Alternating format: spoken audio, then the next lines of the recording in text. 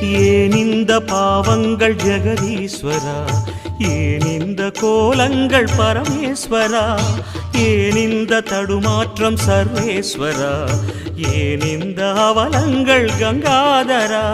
மூன்றாவதாம் உன் கண்ணையே நீர் திறப்பீர் உலகுயவே.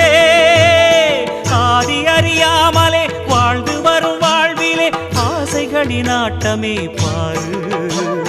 வாழ்க்கையில் சாவியும் ஆழியில் வீழ்ந்ததே, வழி என்பதென்ன இனி கூறு.